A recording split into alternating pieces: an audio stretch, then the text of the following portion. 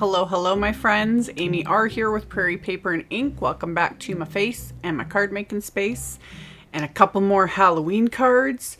This time I did rainbow hollow, foiling, flat shaker, googly-eyed craziness. Earlier this month, last month, it's September now. In August, Picket Studios did a whole little release of these foiling papers. I'm just trying to think like the best way to explain them. So they're foiling papers as well as like solid sheets of toner printed cardstock. There's patterns. They like foils. This bin's from IKEA because I know someone will ask. It's just one of those little IKEA bins. I forget the name of them. But yeah. These foils are toner foils, and it says it, they made sure to like label it like toner foil. The toner foils are completely different than the hot foiling we use like with the Glimmer hot foil machine and the plates. Two totally different things in a sense. Because one, these adhere to toner. The Glimmer foils use the heat and the pressure to like fuse together.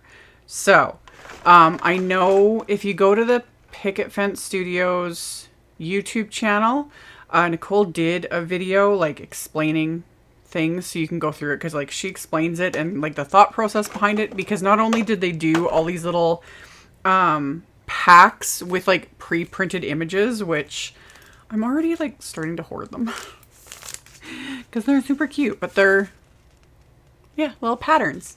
And then you can foil them with the foils. And then you can take the leftover foil, aka the trash after you've peeled off, and use it with, and I did it in this video, I used the solid black, and I'll show that.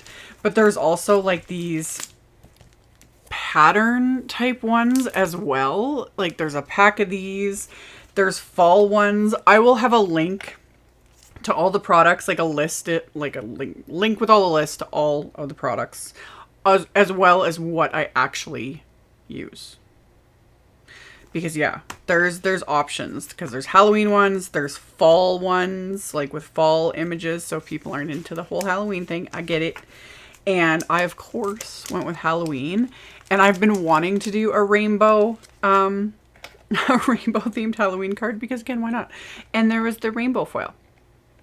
So I was like, rainbow toner foil with one of the like Halloween, like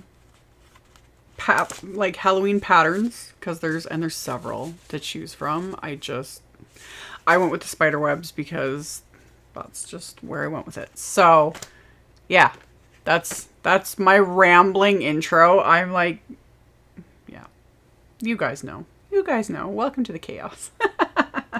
But yeah, I'll have all the links like I always do. At the end of the video, I will link to my Halloween playlist. I will also link to my flat shaker card playlist, because I turned these into flat shakers. Why not? And I've got a ton of videos in that playlist. I have been doing flat shakers for, I forget how long now, and they're just super fun to do. So I'll link to that as well. And then all the other stuff will be linked in the description box below. And yeah, keep watching and I will show you guys how I made these cards. Okay, so the first thing I did was I took one of the sheets of the solid black Fabulous Foiling Toner cardstock and cut it in half again, so they're A2 sized. And I started with just one of those. That's going to be my leftover piece, which you'll see in a minute here. And I went with the spider web pattern from this Halloween Jubilee pack that, like I said, I've been hoarding this stuff since it came out. I'm treating it like my pattern paper. And I was like, stop it. You can always get more. Like, just use it already. Because I've had to, like, since I got this pack, I was like, oh, I need to foil these. So you need either a Minc machine or a laminator will work as well.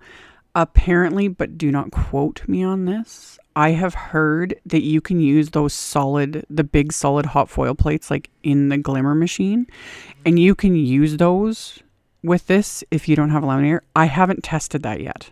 I'm sure there's other makers out there who have, and I would assume it would work because you basically just kind of need heat and a little bit of pressure, really. But again, don't quote me on it because I haven't tested it. I've got my little Minc laminator, works as well. And I just place the foil on top of the pattern. So you have the pattern facing the back of the foil, and then put it in a little carrier sheet, which I need to get a new carrier sheet. Mine is really wrinkled, which causes the foil to wrinkle. That's why I don't use my Minc very often. I need to get like fresh carrier sheets because, yeah, it still worked though. Like, look at it. Rainbow foiled holographic amazingness. Oh. Then you take the leftover piece, and even if you didn't have the solid, like the solid black pack, I still recommend it because I'm going to use it again in a couple minutes here. But you could just like tape the foil to like regular cardstock, you know, and just use it that way. That would work too. But yeah, this is just fun. So I did still tape the foil just so things didn't shift because I wasn't sure yet if I was going to trim anything down. So I wanted to make sure I got the entire A2 image on there.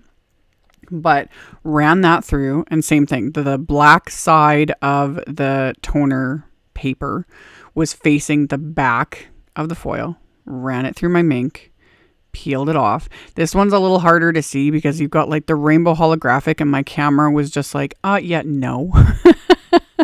But in real life, I was like, oh, look at it. It's so gorgeous. You can't go wrong with foiled anything, rainbow, holographic, all the fun things. So after I'd done the background, you know, with the trash piece, I was like, ooh, I need another piece that I can die cut from. So I took that other A2 piece of the solid black toner cardstock and ran that through with just a fresh piece of the rainbow toner foil. Ran that through my Minc, and then I'm left with this holographic rainbow fabulousness. Oh yeah. I'm going to get extra packs of the solid black cardstock because it's like, ooh, I can foil these with any of these colors of toner foil and die cut sentiments. Like, I love my hot foil sentiments with the plates and all that stuff. Like, I'll never give that up ever. But I was like, oh, being able to do like this sort of a thing and then die cut, because I've got 5 bajillion sentiment die cuts. I love it. So that's what I did. I die cut that second piece with the Eek die from Picket Fence, and one of the outlines I die cut from just black cardstock and one from white, and then I adhered them together. Didn't bother stacking them. Usually, you guys know the drill. Stacking, dimension, life, all of it. But I was planning on, like, I'm going to be adhering, flat shakering. There's going to be googly eyes, all the things. So I got those adhered. And then by this point I was like, yep, I'm doing a flat shaker. So I took some pieces of black cardstock and I ran them through my little Xyron machine here. This is a little 3-inch dude. And this just puts adhesive on the back of these pieces of cardstock. And I press that in really well just with my bone folder. And basically it's creating stickers.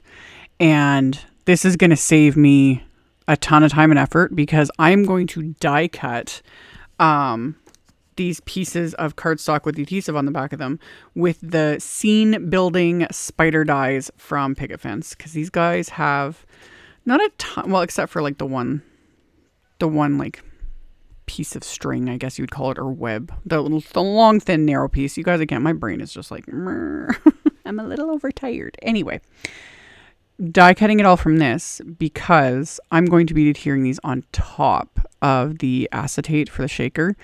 And I've talked about this before. I try to avoid liquid adhesives, etc. when adhering on top of anything acetate, plastic, etc. because it's just, I'm a messy crafter, you know, and I would just rather not.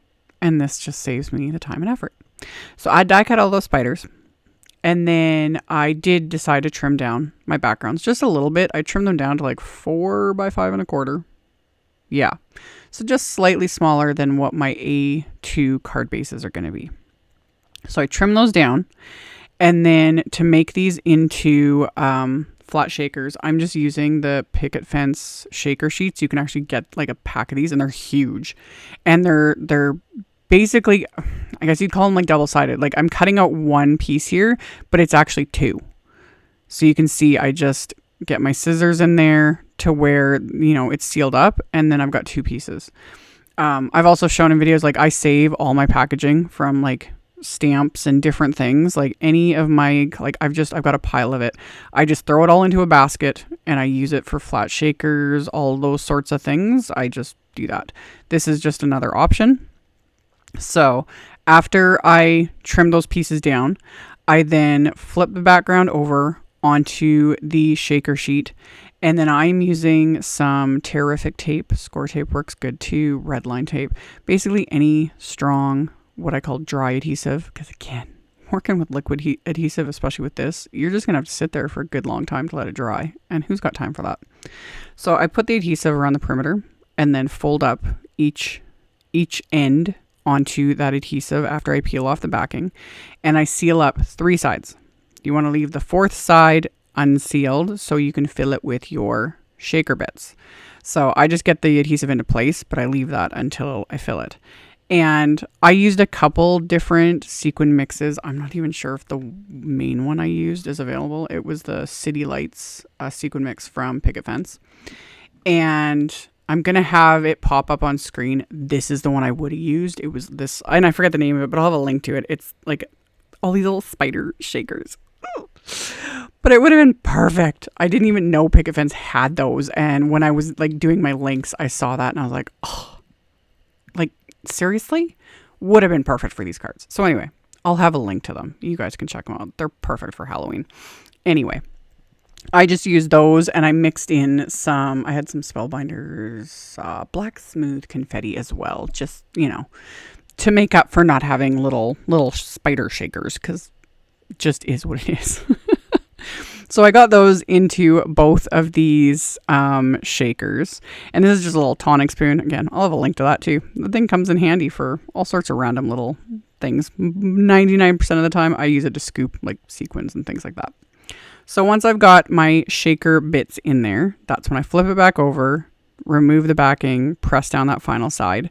And then I take my scissors and I just trim off all the little corner bits of that acetate that like are folded over and hanging over the edges of everything. So I just quickly trim them off. Everything's still sealed up, good to go.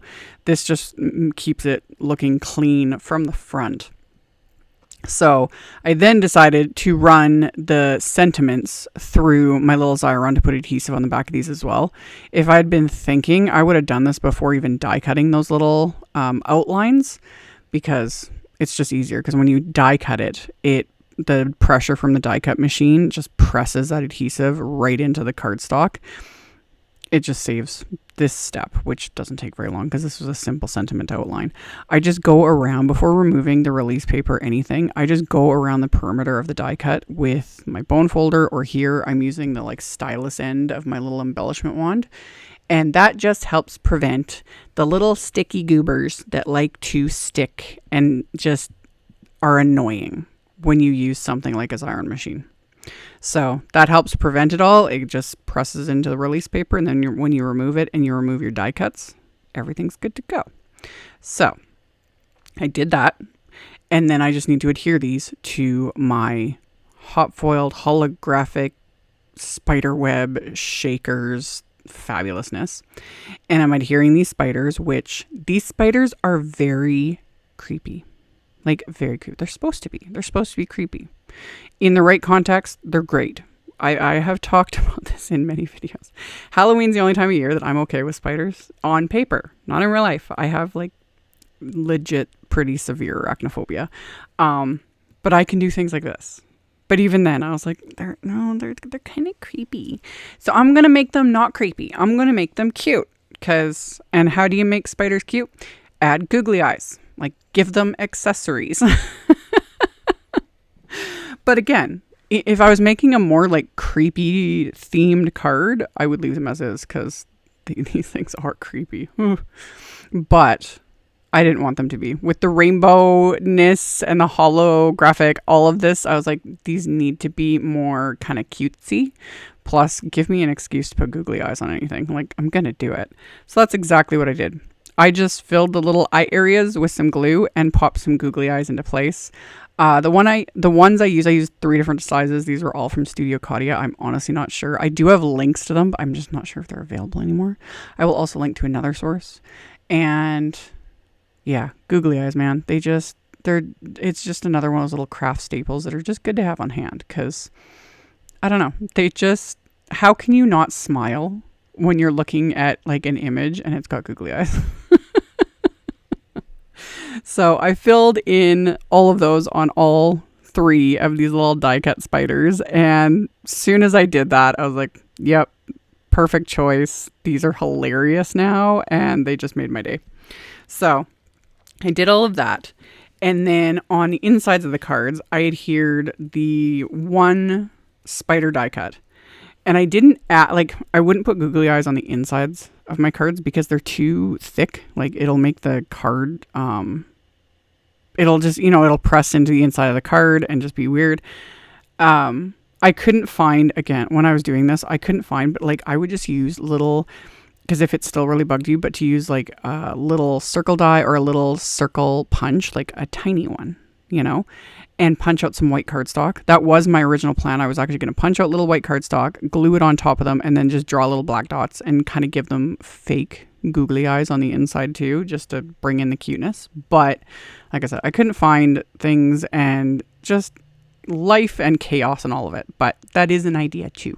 And you can do that on the fronts as well if you don't have actual googly eyes. It's just use little white die cut circles and then add little black dots, or things like Nouveau drops. That would work too. You just have to let them dry, So that's another option. So anywho, after I got everything adhered, I stamped a sentiment on the insides from the Picket Fence A Magical Lot set, because the spooky hello sentiment was kind of perfect. So I stamped that on the insides with VersaFine Clair Nocturne ink. And then the shaker panels, I put score tape on the back of. I could have used that Terrific tape I used to make the shakers, but I've got these wider widths of score tape, so it's just faster and more convenient. And then I popped these onto the cards, and that finished off the cards. These came together so quick because I just rainbow, holographic, all the things. And they're shaky. And they've got googly eyes, which just, again, it immediately makes these spiders look silly, and that makes me happy. If that would help me get over my arachnophobia, that'd be wonderful. If all the real spiders in the world, if you could just pop googly eyes on them, I'd probably be fine with that. Anyway, I hope you guys enjoyed. Like I say in the intro, check out the Picket Fence Studios YouTube channel. There's an entire video explaining these foils and toner cardstock and all the fun stuff. I'll have links to those playlists at the end. Like I mentioned, I will have a link below the video to my blog post with all the supplies. You can check that out below if you're interested. Thank you all so very much for taking the time to watch my videos, for thumbs upping, commenting, subscribe if you haven't, and I'll see you all very soon in the next one. Bye.